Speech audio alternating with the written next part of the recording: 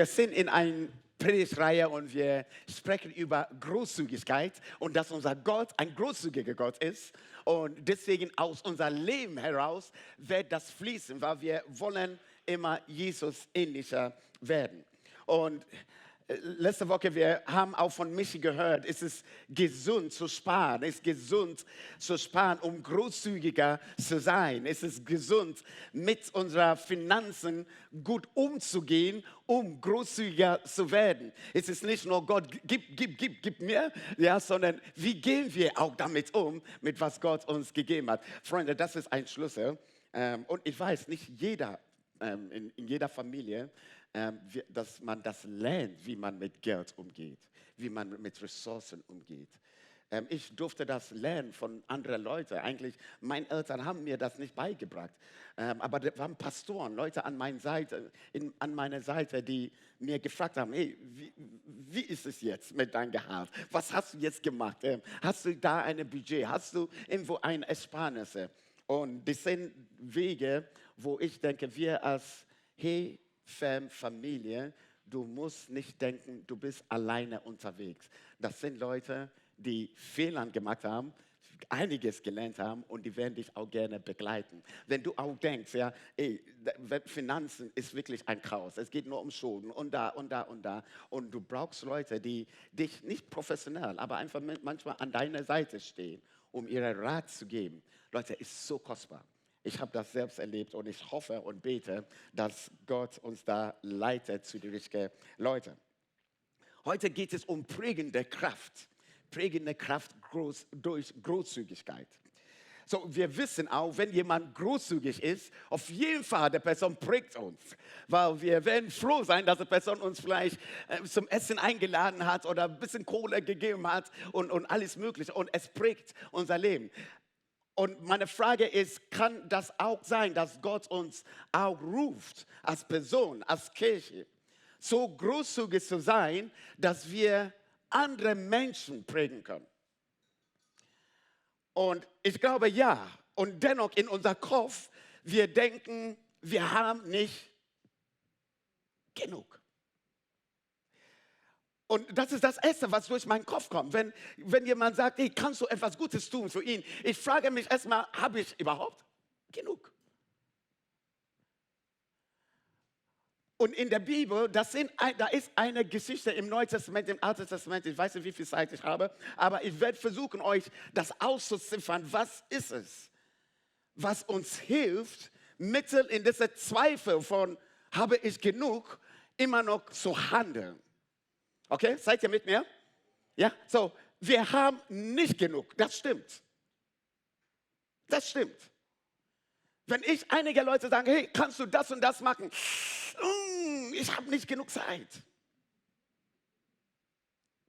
Wir haben gerade ein neues Gebäude gesehen. Wir mussten noch einige 1.000 Euro. Kannst du mal ein bisschen 1.000? Wenn du nur wusstest, wie viel ich verdiene. Ich habe nicht genug. Fühlt ihr das? Fühlt ihr das? Und ich persönlich, ja, manchmal, ich laufe von solchen Situationen überhaupt weg, so, weil ich denke, frag mich nicht, ja, beam me up. Ich denke, ich habe nicht genug. Aber ein Prinzip hat mein Denken über die Jahre immer wieder verändert. Und ich werde nicht sagen, ich bin jetzt auf 100, aber ich rufe dieses Prinzip immer wieder in meinem Kopf hervor. Und ich begleite euch durch diese Geschichte in Lukas 9.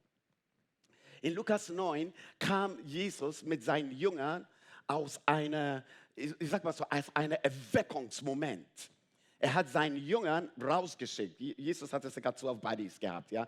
Und Jesus hatte vorher sehr viel gemacht. Er hat Leute gesund gemacht, er war da und unterwegs. Und irgendwann hat er gesagt, hey Jungs, ihr seid dran. Raus mit euch. Macht mal. Und ich kann mir vorstellen, ja, so, was, du kommst nicht mit? Nein, ich komme nicht mit. Ja, ihr seid alleine unterwegs. Okay, wie soll ich beten? Das ganze Konfus war da. Aber wenn Jesus was sagt, sie haben gesagt, okay, machen wir das. Ja. Und die sind rausgegangen und erstaunlicherweise, die haben gemerkt, die hatten Erfolg gehabt. Die haben für Leute gebetet, die haben gepredigt, Dämonen sind rausgegangen und die konnten Leute gesund machen und die kamen zurück. Erschöpft, aber glücklich. Und die kam zu Jesus. Und Jesus sah, dass sie erfolgreich war. Und dann in Vers 10. Danach zog er sich mit ihnen in eine andere Stadt zurück.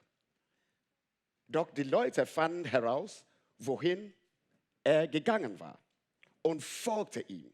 Eigentlich, die haben gesehen, da war sehr viel Erfolg und er sagte, jetzt ich ziehe mich ein bisschen zurück. Nicht versteckt, aber it's time to relax. It's time to relax.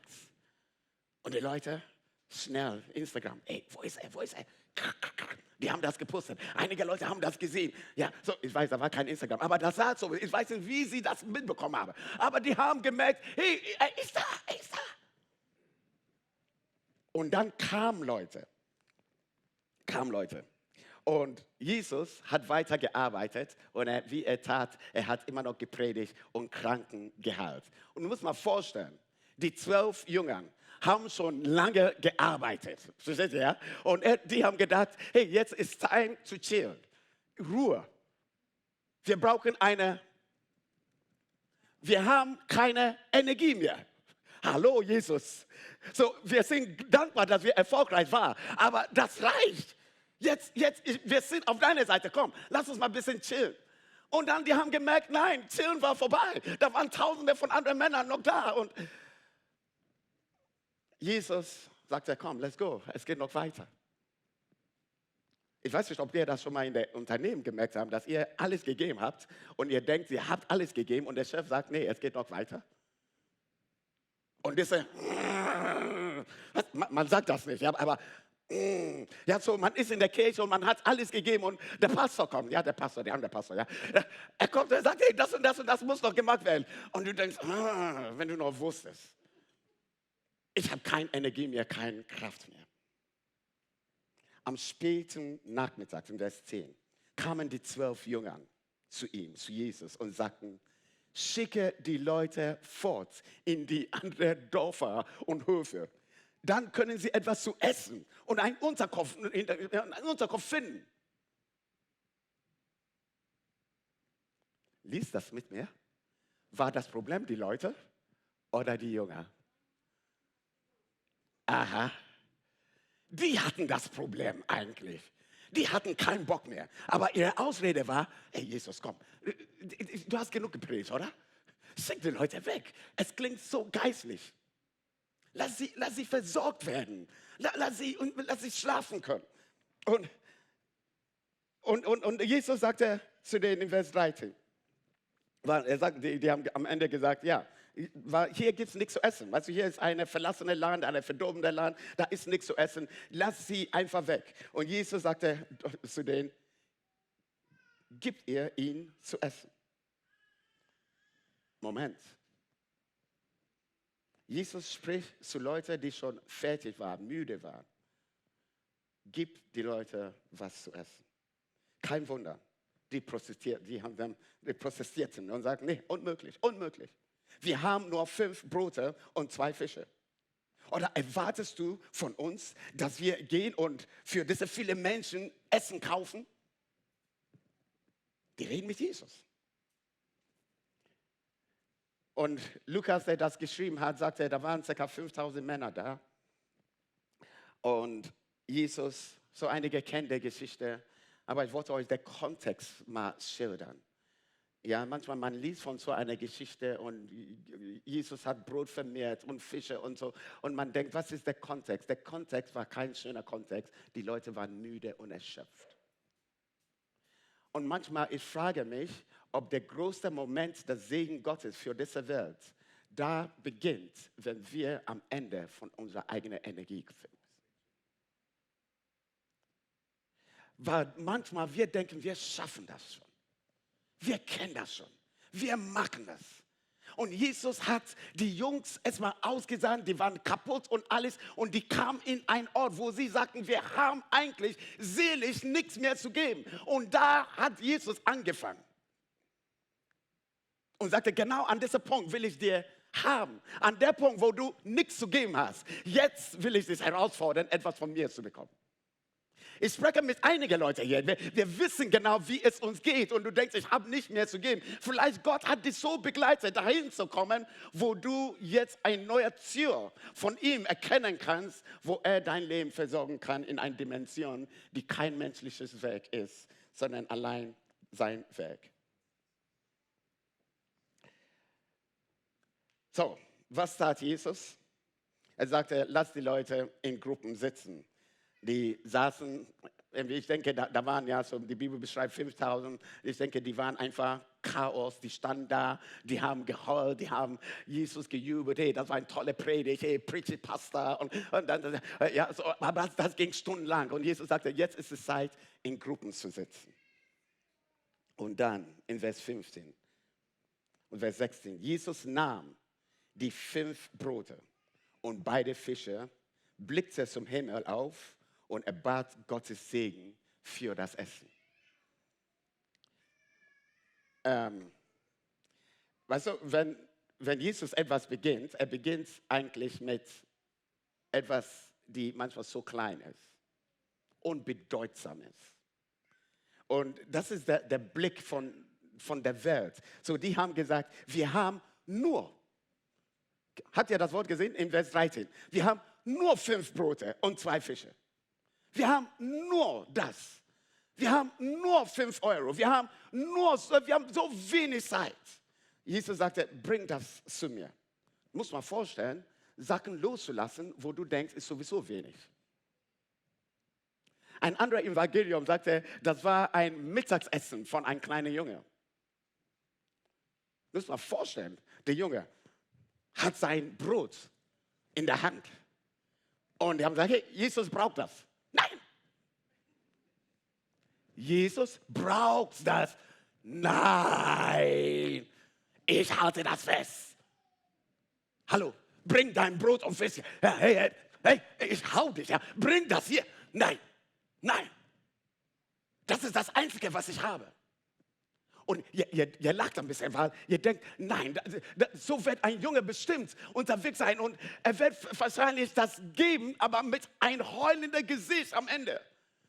Wieso? Mein Letztes haben die weggenommen von mir. Das Letzte, was ich hatte. Kann das sein, dass Jesus manchmal das Letzte braucht von uns, um was zu machen aus das Letzte? Kann das sein, dass Jesus das Kleine, und er weiß genau, da ist ein innerlicher Kampf manchmal in uns, wo wie ein kleiner Junge wir sagen, nein. Wieso? Ist unbequem loszulassen, wenn ich weiß, es ist nur so wenig. Ist unbequem, dir Zeit zu geben, wenn ich weiß, ich habe keine Zeit. Ist unbequem, dir Geld zu geben, wenn ich weiß, ich habe nicht so genug Geld. Nein. Und Freunde, dieser innerliche Kampf ist, was mich manchmal prägt und bewegt. Und ich denke, wie werde ich das los? Wie werde ich das los? Gott fordert uns nicht heraus, Sachen zu geben, die wir genug haben. Manchmal fordert uns heraus, Dinge zu geben, wo wir wissen, wir haben nicht genug. Mal ehrlich, wir tun manchmal so heilig. Wir geben, wir tun das. Aber wenn wir ehrlich sind, da ist manchmal ein innerlicher Kampf. Jesus nahm das Brot, er segnete es, er brach das Brot und er reichte das zu seinen Jüngern. Ich dachte, Jesus, wieso willst du die Jungs nicht einfach ignorieren? Die haben sowieso keinen Glauben. Die haben etwas dir gegeben und die hatten keinen Glauben. Wieso willst du sie nicht? Er benutzte immer noch die schwachen Jungs, die schon gezweifelt haben, an was er tun kann. Eigentlich die Jungs, die gesagt haben, hey, Jesus, schick den weg. Das ist die beste Option, den wegzuschicken. Jesus sagte, nee, da ist eine zweite Option, dem was zu essen zu geben. Und er sagte, auch in dieser zweiten Option, ich will dich gebrauchen. Er gab denen das und die teilten das. Und am Ende, in Vers 17, da waren 12 Körbe voll von Resten, die sie gesammelt haben. Ein Prinzip. Nur 5 Brote, 2 Fische. Am Ende ist mehr als genug. Ich nehme euch hinein in eine alttestamentliche Geschichte. In dieser Geschichte war ein Mann, ein Prophet, man nennt ihn Elia. Elia war eigentlich zuständig für eine Hungersnot, weil er gebetet hat, das soll kein Regen sein. Ja, ja. Und Gott hat gesagt, yes, Sir, wenn du betest, dann so wird das sein. Und 3 Jahre lang, da war kein Regen. Das heißt, da war kein Ernte. Wir reden von Erntedank, da war nichts. Und da war ein Hungersnot da. Und das Heftige ist, der Elia selbst war auch verhungert. Er war so in Hunger, dass er mit Gott gesprochen hat. Und Gott sagte, hey, geh mal zu einer Witwe in ein anderes Land. Und diese Witwe wird dir was zu essen geben. Freunde, überleg mit mir. Wenn jemand Hunger hat, soll er nicht zu einem reichen Mann gehen? Gott sandte Elia zu einer Witwe, die der Mann schon verloren hat, ein Kind hatte und war bereit, ihre letzte Mahlzeit zu kochen. Nur 5 Brote, 2 Fische. Wir steigen in diese Geschichte hinein, in Vers 11. Und Elia hat dieser Frau begegnet. Und er sagte, so wahr der Herr, dein Gott lebt. Ich habe kein einziges Stück Brot mehr. Im Topf ist nur noch eine Handvoll Mehl und im Krug nur noch ein kleiner Rest Öl. Das war ihre Antwort zu Elia. Nur noch. Du, ich schwöre, das ist alles, was ich habe. Du willst was haben von mir.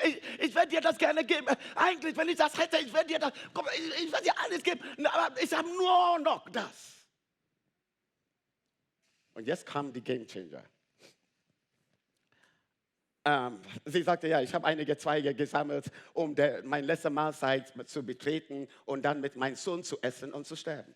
Doch Elia sagte zu ihr, hab keine Angst. Gehe und mache, was du gesagt hast, aber backe mir zuerst einen kleinen Laib Brot und bring ihn zu mir.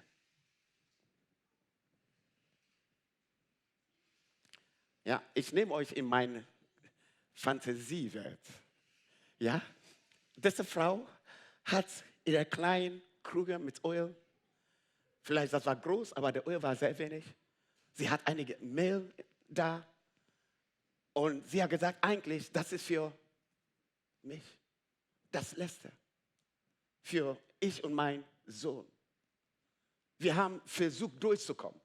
Aber das ist der Rest. Und Elia sagte, ja, ich habe das verstanden. Dieser Rest, mache genau, was du sagst, backe dein Brot, aber ich will erst mal zuerst essen. Du musst dir vorstellen, die haben dieses Brot gebacken und so ein Prophet sitzt da und isst. Und der Familie saß vor ihm. Was haben die gedacht? So, ich werde sagen, das ist kein Prophet, oder? Ich werde so verzweifelt sagen, ist er wirklich von Gott? Ist er wirklich von Gott? Was wird jetzt passieren, wenn er fertig ist und er gerupft hat und sagt, oh, jetzt bin ich satt. Und dann da ist kein Öl und da ist kein Mehl und ich verhungere doch. Was wäre dann passieren? Merkt ihr, auch in dieser Geschichte ist eine Teppich, ist eine Wind von Glaube, die diese Frau, dieser Prophet entgegengebracht hat. Freunde, unser Letztes zu geben, die wir haben, an etwas Größeres, braucht Glaube, nicht ein Verstand, weil wir werden das manchmal gar nicht verstehen. Diese Frau hat das geglaubt. Da waren diese Momente, wo Gott ihr irgendwie offenbart hat, etwas wird passieren. Und als Elia fertig war, das Mehl im Topf, er sagte, diese Mehl in dein Topf, ja, wird nie aufgebracht werden. Er sagte, ich werde das zuerst essen. Und wenn ich fertig bin, du wirst merken, diese Mehl in dein Topf wird immer da sein. Der Öl wird immer noch da sein. Sie hat das nie erlebt. Aber der Prophet sagte, das wird so passieren. Und deswegen, sie glaubte an, was dieser Prophet gesagt hat. Und sie sagte, ich habe nur noch das. Aber wenn du das sagst, ich backe dir dieses Brot Und Freunde, am Ende, so geschah es. In Vers 15 und 16, wir lesen auch, dieser Tropf von Mehl ist nie zu Ende gegangen. Ein Wunder ist geschehen. Sie kam immer wieder und sie dachte, ist da noch was drin? Da war noch was drin. Sie sagt, ey, ich will jetzt meinen Käsekuchen backen. Ich brauche 1 Kilo Mehl. Sie guckte, ist 1 Kilo Mehl da. Die nächste Tag, hey, ich muss diese Mohnkuchen backen und dieses Brot auch backen. Wir brauchen 2 Kilo Mehl. Sie guckte, da war immer noch 2 Kilo Mehl drin. Es ist wie Gott sagte, du hast losgelassen von dieser nur das und ich habe dir mehr als genug gegeben. Freunde, was mich bewegt in dieser Bibelstelle, ist ein Gedanken. Dankbarkeit ist die Saat, aus der Großzügigkeit wächst. Dankbar zu sein für nur 2 Fische. Dankbar zu sein für nur das ist die Tür, die Gott braucht für ein Leben der Großzügigkeit. Freunde, wenn wir nicht lernen können, dankbar zu sein für das nur das, du würdest immer dich blockieren, großzügig zu denken. Praktisch. Freunde, ich erlebe Grenzen. Ich erlebe Sachen, wo ich denke, hey, ich habe nur so viel Zeit. Und manchmal in meinem Kopf, logisch gesehen, nur 10 Minuten Zeit reicht nicht aus. Reicht nicht aus, dieses Gespräch zu führen. Reicht nicht aus, das und das zu machen. Und eigentlich in meinem Kopf, ich will sagen, lass uns mal eine andere Zeit reden. Wenn ich was? Mehr Zeit habe. Das ist logisch, oder? Aber was ist mit, wenn Gott bereit ist, etwas zu bewegen in diese 10 Minuten, die übernatürlich ist und er braucht nicht die 1 Stunde? Freunde, ich habe das selbst immer wieder in meiner Familie erlebt. So, meine 2 Jungs, einige kennen die Geschichte, meine 2 Jungs haben nicht immer bei mir gewohnt, die waren woanders. Sie haben dann so ein Stück weit von Hamburg gewohnt. Und ich war irgendwo in Frankfurt unterwegs, aber ich wollte sie besuchen. Und ich hatte keinen Bleibenden hier in Hamburg.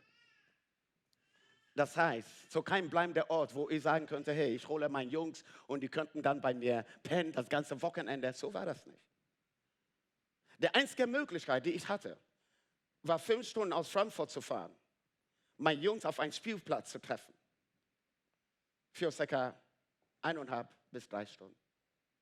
Und das war's für das Wochenende. Und manchmal, ich saß in so einem Auto als Student und ich habe gedacht, ist es nicht genug? Ist es nicht genug? Manchmal, ich war unterwegs in diese 5 Stunden und ich habe mich nur geärgert, weil ich nur diese 3 Stunden haben werde mit denen auf einem Spielplatz. Und Freunde, das war nicht nur einmal, das war nicht nur zweimal. Das war oftmals so, dass ich mich selbst geärgert habe. Und manchmal, du fühlst dich schlecht, weil du denkst, hey, das sind deine Kinder, du musst noch mehr rein investieren, oder? Aber genau diese Gedanken hat mich aufgehalten, das zu geben, was ich hatte. Ich hatte nur das. Freunde, Jahre später, die Jungs haben dann bei mir gelebt. Und wir sprachen über unsere alten Zeiten zusammen. Und auf jeden Fall, ich war mit denen in Heidepark. Wir haben auch einiges erlebt zusammen. Aber was die Kinder geprägt haben, waren diese 3 Stunden auf dem Spielplatz. Und ich habe gedacht, Moment, das hat mir kein Geld gekostet. Die anderen Sachen haben viel Geld gekostet. Da waren wir. Hey, warst du nicht begeistert, dass wir das gemacht haben? Und ich rede, die waren jetzt Teenager. Die haben mit mir gesprochen über ihr Leben mit mir. Und die haben gesagt, nee, Papa, an dieser Spielzeit, an diesem Spielplatz, wir haben Mathearbeit gemacht. Kannst du dich noch erinnern? An diesem Spielplatz, du hast uns geschoben und du hast dahinter uns gejubelt und geschrien. Kannst du dich erinnern? Und ich sagte, oh ja, ich kann mich sehr gut erinnern, weil das waren nur 2 Fische. Das war nur das. Ich kann mich gut erinnern. Da waren Zeiten, wo ich Zeit hatte. Da war ich mit denen unterwegs. Ich konnte nicht alles sein, aber da Ich wusste genau, ich hatte nicht genug. Und Gott hat das benutzt. Und Gott, das war für mich eine Lektion, Freunde. Dass der Moment, wo du denkst, du hast nicht genug, das ist der Punkt, wo du deine Nicht-Genugsamkeit vor Gott bringen kannst. Und zu sagen, aus dieser und nicht genügend. Ich erwarte, dass du Gnadeszeit gibst. Ich erwarte, dass du mich segnest. Aus dieser ungenügend, was ich habe. Ich erwarte, dass deine Gnade und dein Segen drauf liegt. Weil 10 Minuten in Gottes Hand kann wie eine Stunde sein. 10 Euro in Gottes Hand kann Tausende von Euro sein. Er hat das bewiesen mit wenig Brote und Fische. Und deswegen der zweite Gedanke, den ich euch mitgeben will, ist, in Gottes Hand wird dein wenigstens genug, um Leben zu verändern. Dieses Prinzip versuche ich immer wieder, mir das zu verinnerlichen. Wieso? Ich denke fast jeden Tag, ich habe nicht genug. Hey, wir bauen eine Kirche. Denkt ihr, dass ich denke, hey, wir haben genug Mitarbeiter? Nein. Wir haben genug Leiter? Nein. Wir haben genug das und das? Nein. Hey, haben wir genug das? Nein. Innerlich, ich denke, wie sollen wir das schaffen? Wie sollen wir das schaffen? Und dennoch, ich will immer noch dieses Prinzip nehmen und zu sagen, es geht nicht um die Tausende. Vielleicht es geht nur um die eine Person, die Gott ruft. Manchmal es geht nicht um alles soll mitmachen, sondern eine Person hat Gott angesprochen, das zu bewegen. Jesus hat der Welt nicht erreicht, indem dass er Tausende von Leuten zusammengebracht hat. Er hat der Welt erreicht, indem dass er 12 Leute genommen hat und in ihr Leben investiert hat. Und du denkst, die waren nur 12? Ja, sogar -1. -1. Später hatte Paulus dazu gerufen. Aber für Jesus, er sagte, das reicht mir. Freunde, lasst uns mal ehrlich sein. Gott hat Menschen gebraucht wie Fischer, wie Petrus, wie Johannes, wie Nathanael. Die hatten nichts. Die waren nicht religiös klug. Die waren nicht eine Teil von den Pharisäern. Die waren eigentlich von der Gesellschaft her die Fischer. Und Gott sagte, das ist der 5 Brote, die ich brauche. Das ist die 2 Fische, die ich brauche. Weil wenn mein Segen auf euer Leben sind, der Welt wird erreicht. Kein Wunder, er hat die Pharisäer nicht genommen. Er hat die Theologen damals nicht genommen. Kein Wunder, er hat nicht die Leute genommen, die alles wussten von den 5 Büchern Moses. Nein, Jesus sagt, es ist schön, dass ihr das weiß. Ich nehme solche Jungs. Wenn ich fast forward an unser Hate Church denke, dann ich denke, vielleicht wir haben nicht die besten Theologen, ja. Vielleicht wir haben nicht die reichsten Leute in Hamburg, ja. Aber wir haben Menschen, die hier sitzen. Und alles, was wir brauchen, ist unser 2 Fische und 5 Brote, die in das Hand Gottes hineinkommen kann, unser Leben. Und Freunde, das inspiriert mich immer wieder zu sagen, ich fühle, dass ich nicht genug habe, aber ich bringe mein Wenigste in die Hand Gottes. Ich habe nicht genug Zeit, aber diese 10 Minuten Zeit ist, was ich Gott geben will. Hey, ich kann nicht meine stille Zeit für 1 Stunde machen, aber ich habe 10 Minuten Zeit. Ja, Gott, ich komme zu dir in diese 10 Minuten und ich erwarte, dass du mich begegnest in diese 10 Minuten. Freunde, in Deutschland, wir reden sehr oft von den Dingen, die wir nicht haben. Und wir jammern über die Dinge, die wir nicht haben. Und was wir eigentlich machen, ist, wir packen uns selbst in ein Gefängnis hinein. Weil wir sagen, was wir haben, macht uns erfolgreich. Aber was du hast, ist nicht, was dich erfolgreich macht. Ist, was Gott segnet, macht dich erfolgreich. Und deswegen ist es nicht der Punkt, ob du mehr hast oder wenig hast. Der Punkt ist, bringst du, was du hast, in die Hand Gottes. Bringen wir unsere Ehen in die Hand Gottes. Bringen wir unsere Kinder in die Hand Gottes. Bringen wir unsere Arbeit in die Hand Gottes. Wo wir sagen, es geht nicht darum, dass ich erfolgreich bin bei meiner Arbeit. Nee. Ich bringe das in die Hand Gottes. Gott, er nahm das, er segnete es und er brachte es und er gab es. Eigentlich die 4 Sachen ist was im Abendmahl geschieht. Ne? Ich habe dir euch das schon mal gesagt. Die 4 Sachen. Gott ist ein Prinzip des Lebens. Gott wird immer nehmen, er wird das segnen, er wird das brechen und er wird das geben. Dein Leben ist da, um Menschen zu prägen. Und Freunde, du und ich, wir werden täglich durch diese Kämpfe haben. Wir haben nicht genug. Manchmal wochenmäßig. Ich habe nicht genug Kraft. Ich habe nicht das. Ich habe das nicht. Aber lass uns mal in die nächsten Wochen wirklich mit Gott reden über was wir haben. Erntedank ist Gott Danke zu sagen für was wir haben. Was wir haben. Und einige sitzen hier und ich weiß, das ganze Denken, ich sitze, ja Mann, ja Mann, ja Mann. Und als ich vorbereitet habe, Gott sagte, hey, wir sind undankbar, weil wir diese Vergleichsmentalität haben. Weißt du, ich habe genug, bis ich jemanden sehe, der mehr hat als ich. Ich habe genug, bis ich sehe, er macht das viel, viel besser. Und dann ich denke, nein, ich bin nicht mehr dankbar. Wieso? Ich will das auch haben. Möge Gott uns freisetzen davon. Möge Gott dich freisetzen von dieser Vergleichsmentalität. Möge Gott uns freisetzen von diesem Jammern an was wir nicht haben. Und Gott soll uns ein Herz der Dankbarkeit geben für was wir haben. Das reicht Gott aus. Freunde, lasst uns mal zusammen beten, okay? Weil ich glaube, diese Predigt ist nicht nur für unser Kopf, es ist für dein Herz. Es ist für dein Herz. David sagte hier in diesem letzten Vers hier, C.S. Lewis, ja, ein Zitat, das ich so gefunden habe, das ist richtig gut. Er sagte, alles, was du nichts gibst, wird dich irgendwann besitzen. Ist das nicht stark? Etwas, was du nicht gibst und immer wieder hältst, genau das wird dich besitzen.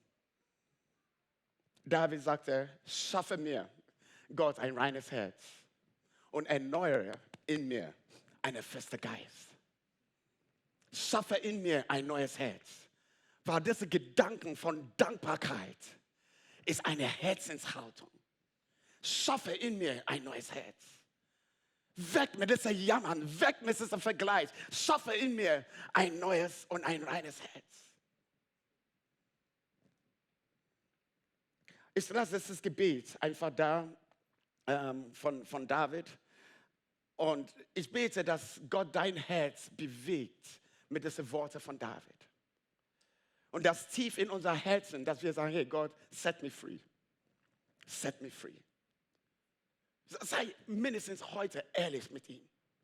Dass manchmal wir streben nach Dingen, weil wir diese Vergleichsmentalität haben. Nicht, weil er uns das gesagt hat. Mal ehrlich, ich sogar eine Kirche, ja? Ich bin ehrlich mit euch, ich sehe andere Kirchen. Und ich kann diesen Kopf haben, ich will eine Kirche haben, die besser ist. Die schöner ist. Absurd, krank. Und dennoch manchmal wir futtern solche Gedanken. Und obwohl Gott uns so gesegnet hat, wir werden nicht zufrieden, wir werden nicht dankbar, weil wir etwas anderes danach streben. Oh Gott bewahre. Von deinem Leben heute ist so voll mit einer Gnade Gottes, die er dir schon gegeben hat. Und ich will euch hineinnehmen in diese Gedanken von Dankbarkeit und dass unser Herz frei wird.